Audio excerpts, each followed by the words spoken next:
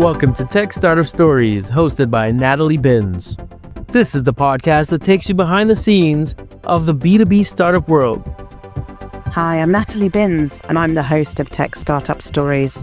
This podcast is really designed to share the unique and challenging journeys of all the people that are building small startups to scale-ups in the tech space.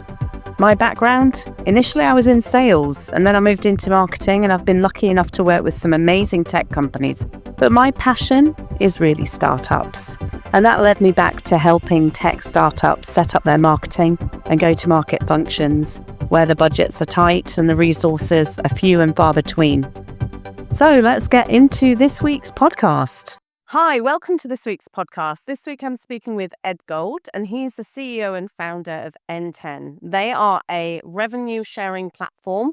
And Ed, I'm sure you can put that into better words than I can. So why don't you tell everyone what it is that you do? Hi, Natalie. Thanks very much for having me on. I'm the founder and CEO of Enten, and what we do is let our users quickly and easily implement revenue share relationships between them and people they want to work with. They use our platform service to negotiate, form, and agree a revenue sharing relationship, and then we help administer and manage that relationship over the course of its lifetime. So how did you get into that? That sounds really different. So I'm a lawyer by background, and I spent some time at my last startup and scale up doing the operations piece there. And one of my jobs was to find a sufficient number of developers or engineers for my CTO to work with. And what I came to notice is that it really didn't matter how large our tech team was, whether it was a handful of people or quite a few, we would never actually have enough resources to execute on all of our development priorities. And this is a sort of deep kind of structural feature of software development, and it's not really susceptible to one kind of comprehensive solution. But the more I thought about it, the more I realized that this is fundamentally a question of relationship and the relationships between a business and the people that it seeks to recruit or contract with in order to get stuff done. And so I came to sort of think about that. And the more I thought about it, the more I thought that there might be a sort of legal solution available there, where we could put in place a new type of relationship between the business and the people they work with in order to resource their teams more flexibly, put in place maybe more motivated staff or providers, and do more with the same budget, or else close deals that or close relationships that they otherwise wouldn't be able to land. And all of that turned on revenue sharing. The more that I thought about it, the more I came to realize that if we could set up a system whereby a business or an organization puts in place a value exchange where they share some future revenues or a promise of future revenues with a counterparty, then they could maybe use that to put in place more interesting or useful terms on which they might work. So that's sort of the kind of the genesis of the idea. Essentially, how you find enough developers to get done what you want to get done. But in time, that became a bigger solution about revenue sharing as a whole. So I think that lots of people come up with ideas, but very few people actually take the plunge to set up their own business. What was the catalyst for you?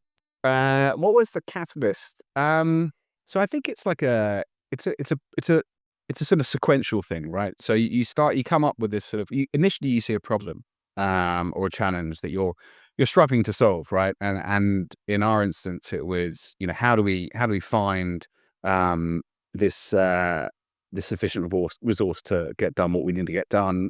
And you kind of puzzle over that for a bit, and then you start to see the kind of lineaments of the kind of solution emerge. And initially that has perhaps a kind of more narrow application because you're reacting to that specific challenge. But the more that you think about it over the time, the more the kind of idea evolves in your own mind, and you start to realize that actually this is potentially something much bigger and a much wider application. And after that, it's almost like the idea that you've come up with and the sort of nexus with that kind of problem or set of kind of challenges or use cases that might exist, it sort of tempts you in. It kind of seduces you a little bit, and you start to think, oh, wait a second, well, what if we did that or this? And actually, maybe there is a lot of potential here. Maybe it's not just about, finding that one kind of narrow solution to our specific problem at this point in time. Maybe there are actually some underlying kind of core principles here that could then build up to a much more meaningful business and potentially a new way, a new kind of paradigm for businesses. And so it is that kind of incremental being sort of seduced by your own idea essentially over time, and then bit by bit you find yourself thinking a lot about that, to the extent that it kind of sort of obscures other parts of your life, and before you know it, you feel you're actually automatically committed to something, and then it's a question, I think, of passion and excitement and kind of wanting to test the idea and test yourself and see whether you can really bring something off it. And when you're going through this kind of excitement and energy, and this is really exciting and lots can happen, did you ever have any moments of, this is mental, like, why am I doing this to myself? Did you have moments of doubt? Did you have that kind of devil on your shoulder saying, this is going to fail? What was going through your mind?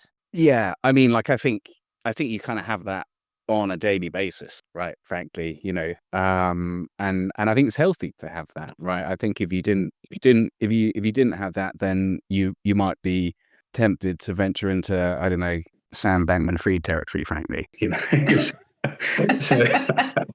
so I think it's a good thing to have your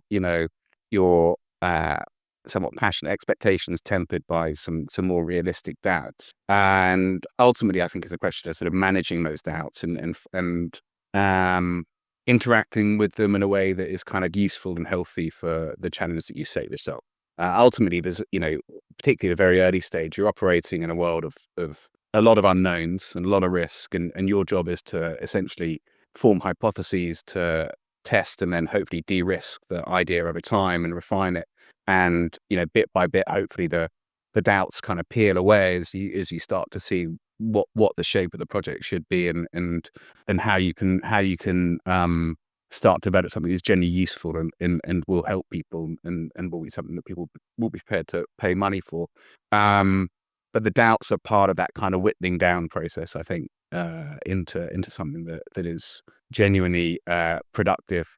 You just got to not get overwhelmed by them and have a kind of way of finding balance. I think really basic stuff like exercise, sleeping well, being able to talk to people, have relationships that have nothing to do with the challenge that you set yourself. I'm a big football fan. I go to watch Arsenal play. Sometimes that's stressful in its own.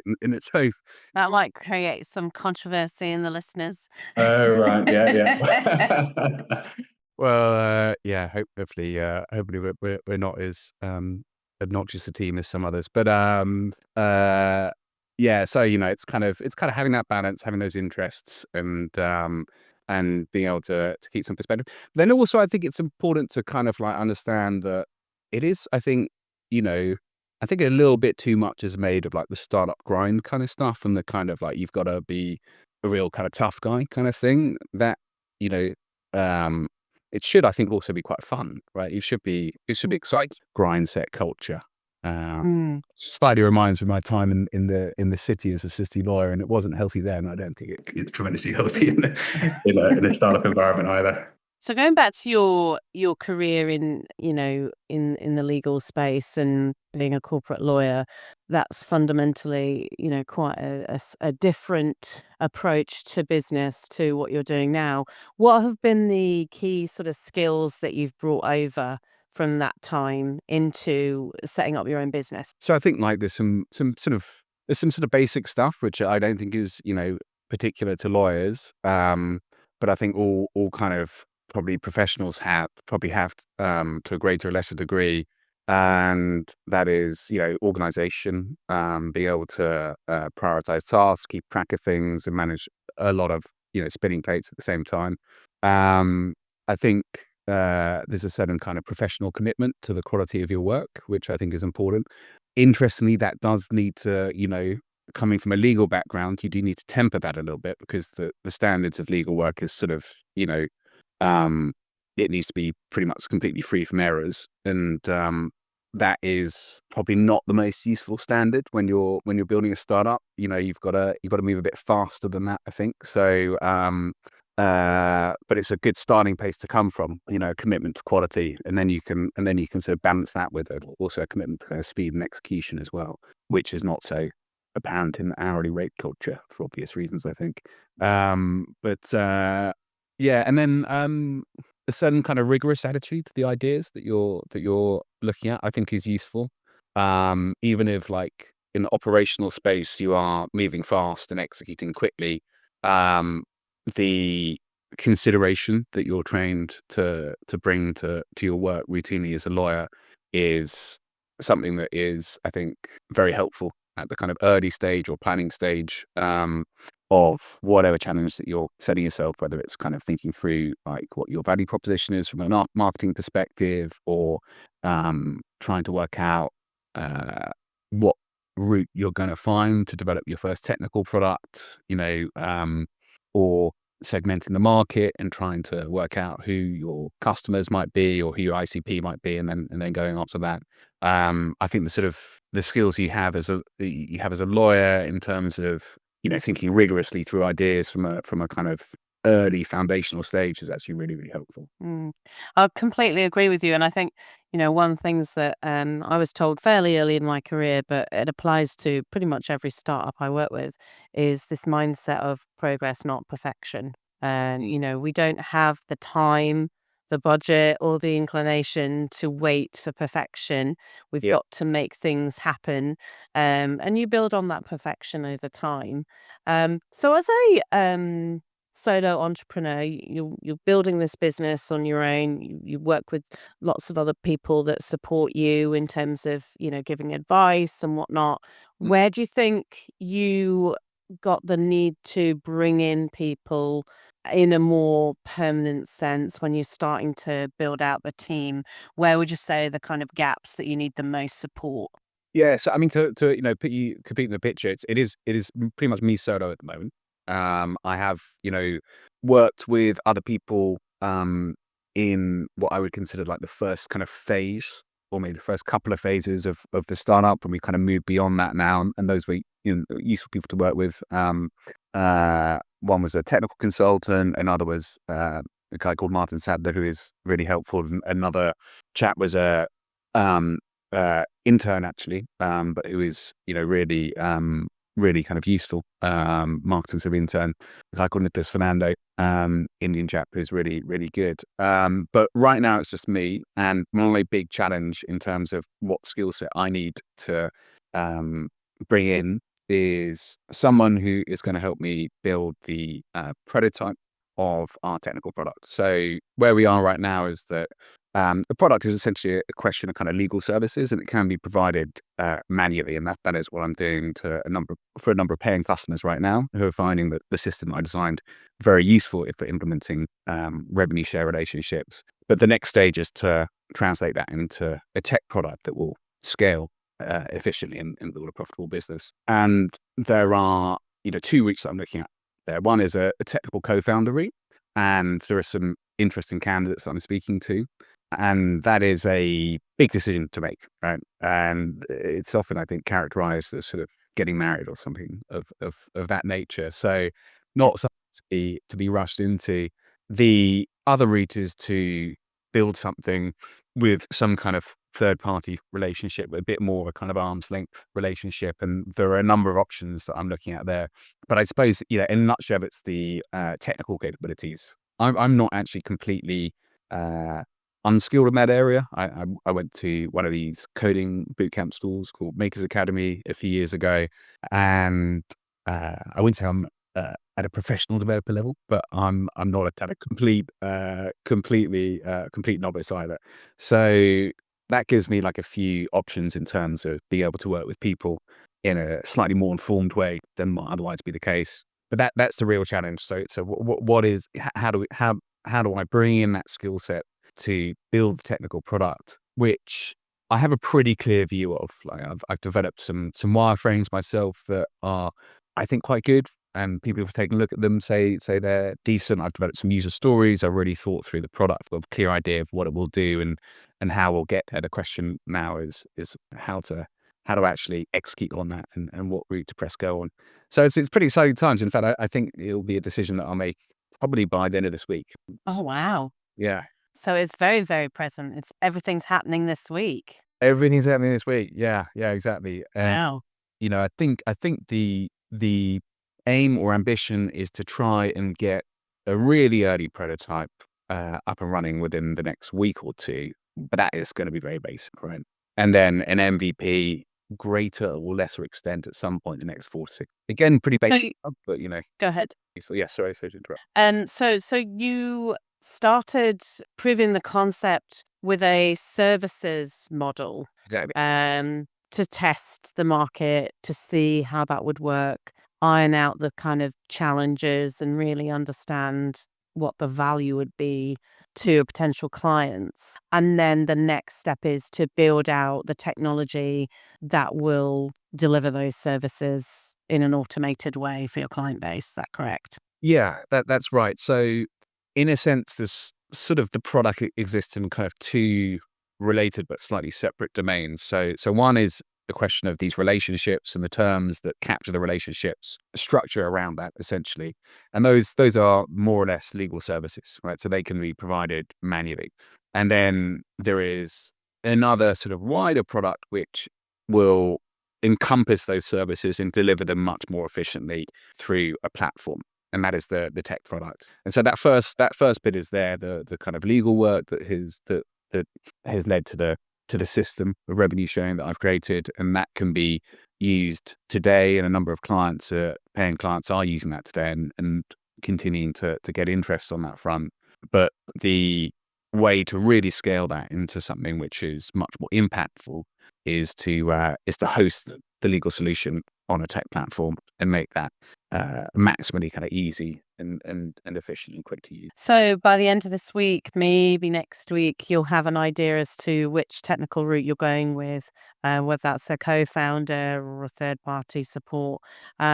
What will be your focus moving forward from there?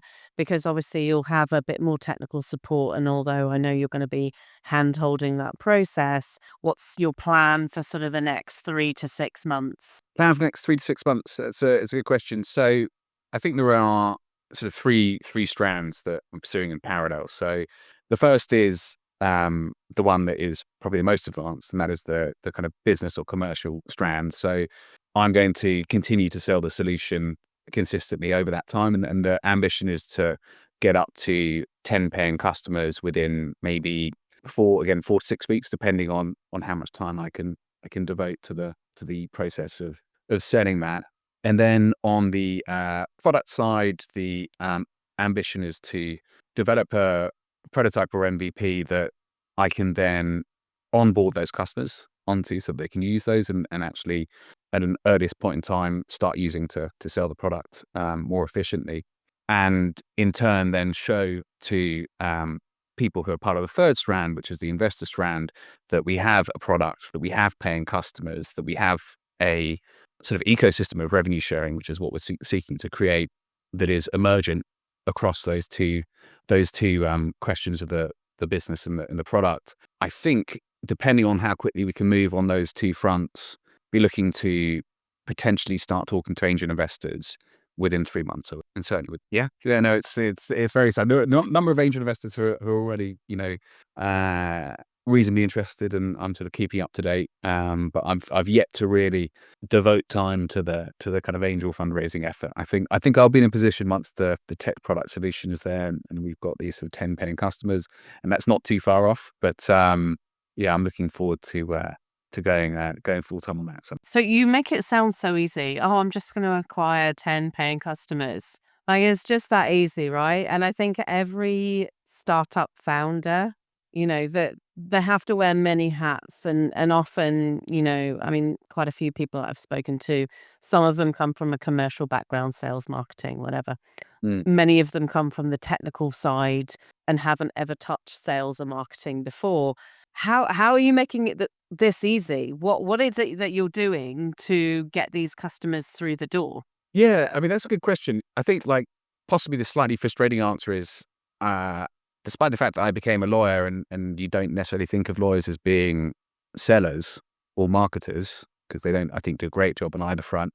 I I found that actually, I really enjoyed doing it. I really enjoy going out and speaking to people and setting the value proposition and winning business. And I did a lot of it in my last startup and scale up.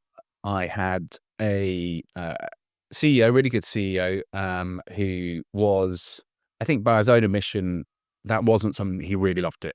He wasn't bad at it, but he would prefer to, if he had some spare time, spend it on helping out the engineering team, doing some coding, rather than going out and speaking to the market.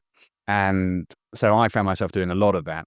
And I was initially a little bit circumspect and unconfident, but over time, it's just people, and you're, just talking to people and trying to make connections and trying to explain something which you think is going to be useful to them. And, as a consequence, those can be really productive and interesting conversations. And I think as long as you enjoy talking to people, meeting people, building connections and relationships, then selling and marketing should be no great, no massively intimidating challenge, basically. In fact, it should be something that, in my experience, is actually quite fruitful. It's a consistent learning experience because you're constantly getting new viewpoints, in the context of what you're trying to kind of repeatedly explain, and you're getting new kind of thoughts. And that's all, I think, very, very interesting and informative. And how are you reaching these people? How are you finding them? Yeah, so this would be probably my one key piece of advice, I'd say, to any person thinking of starting a startup or at the early stage in a startup. And I'm pretty confident about it. It's not 100% confident, but I'm pretty confident that the most important thing to do is to network. The bottom line is you never know who you're going to meet. And you never know what type of conversations you're going to have or what kind of opportunities are going to shake out. Like we met at a networking event. Just before Christmas, and like a lot of these networking events, I can remember that evening quite clearly. Before I went along, I was feeling a little bit tired and a little bit run down. It was the lead up to Christmas. Yep. Stuff going on, and I was thinking, oh gosh, do I really want to do this kind of thing? And I'm fortunate in that I live in just north of the city in central London, so I'm quite close to a lot of networking events in London. I can just jump on my bicycle and cycle in, and it's difficult to say no. I think if I lived further out, it would be a bit trickier. But I sort of said to myself, well, it's just down in the city. It's only like 10 minutes on the bike. You should make an appearance. And I went down, and a bunch of like wonderful people. I met Natalie, and now had this really interesting conversation. You put me in touch with a bunch of really cool people as well. A British Greek designer called Pasby, a guy who I think you had in your podcast just recently. Tom Bright from Bright Evolve. Doing some really interesting marketing stuff. There's another chap who I met there, Argentinian guy called Nick Velez. He's designer. We talked about working together, never quite went ahead, but we had a lot of really useful conversations, really useful guy to talk to. And there's at least a couple of other people whose names escape me right now who are really like interesting people. And that is typical, I think, of network. I think there are very, very few events that I've been to where I haven't got something out of it. And never really predict which event is going to be most useful. And often it's the events that I think are that are maybe hardest to read that can, before you go in, that you actually find are most interesting and useful when you get there.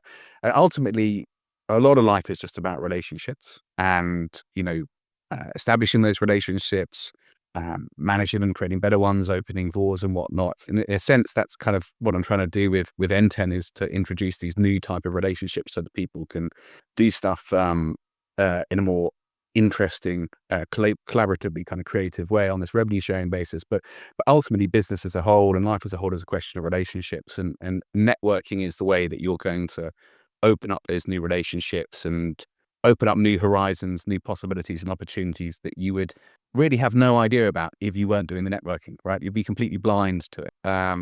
That's my relatively strong opinion on building startups. I don't have too many of them, but I think that is one that I would definitely defend quite vigorously. I think that's a really good tip for a lot of people. And to be honest, I'm probably one of the many people that used to think networking was actually a fate worse than death. I couldn't imagine I think the idea of networking and coming from an industry where I've spent many a year going to trade shows and conferences where there's, an abundance of networking opportunities, it does feel very painful to walk into a room where you don't know a soul and suddenly try and spark up a conversation. I do think you're exactly right. It's the ones that you just aren't feeling your best. You just, oh, do I have to do it now? You've been busy. You can come up with a number of different excuses as to why not to go.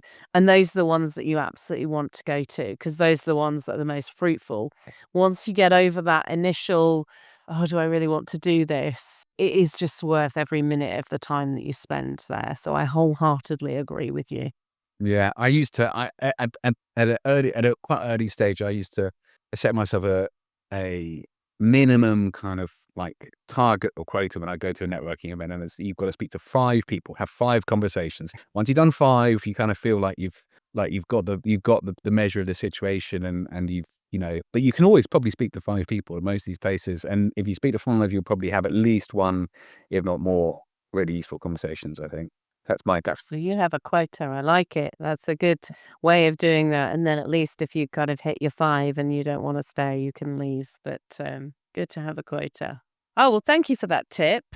So any other lasting tips for any budding entrepreneurs out there, or people that are perhaps figuring out whether this is something that they want to do, or they might already be on the journey and haven't quite gained the confidence to keep going as yet? What would you advise those individuals? Yeah, I mean, that's interesting. So I think there's something about working out what type of outcome you're aiming for, right? So, are you, people talk about the differences between like lifestyle businesses and, stuff that is investable and high growth and whatnot. And, I think both of those things are both are equally valid and good to pursue. But I think there is so I think it's important to be passionate about your idea and to have sort of been somewhat kind of seduced by it and kind of wanting to really go after it. That's really important. And I would say that if you don't have that connection to what you're doing, then I'm not sure that's the end of the world, but it would certainly give you pause for thought. Because you're going to be really in the trenches on this, right? And you're going to be on your own for quite a long time. And that's going to be tricky if you don't have connection. But then once you've established that you do have that connection, I think it's quite important then to be honest with yourself about what kind of outcome you're aiming for. It's totally fine, I think, if you say to yourself, look, I'm not doing this necessarily to create the most, this economic bonanza. I'm doing it to, achieve some other kind of outcome. Also, it's totally fine to set yourself an enormous challenge and go, actually, I am looking to really bring something into the world that's going to be completely game changing and create a huge amount of value. But I think being clear about that is quite good from an early point in time. That's a question of kind of looking at your priorities and your other obligations. I think it's probably a question of building a reasonably useful financial model at an early point in time.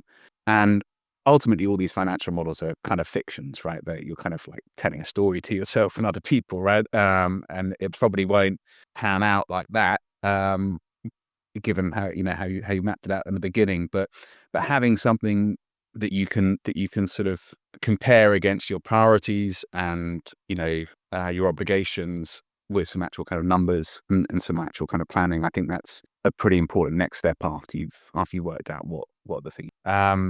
And then, beyond that, I don't know, there is I think the probably just a note of caution I'd sound is that there are a lot of people who will give you a lot of supremely confident advice, I think. And Over time, I've become somewhat skeptical about those offerings, shall we say, the gurus and whatnot. I do think probably, I'm not 100% sure, but I do think probably building a startup business is not a million miles away from what that famous Hollywood producer used to say about the film business, which is that no one knows anything kind of thing. And that it's sort of trial and error, right? And you're setting yourself quite a distinctive challenge, unless you're maybe copying some business or applying a completely proven model to some kind of adjacent area to something else. But I think, it is for you to learn and generate your own insights and go through a process of trial and error to build stuff up. And maybe just treat some of the gurus with a pinch of salt. That's great advice. Thank you so much for being on the podcast today. And it's been great to chat. Thank you very much for having me on, Natalie. I really enjoyed it. That's it for this episode of Tech Startup Stories. Have a story you'd like us to share or a topic you'd want to cover? Reach out and we'd love to hear from you. Until next time, take care.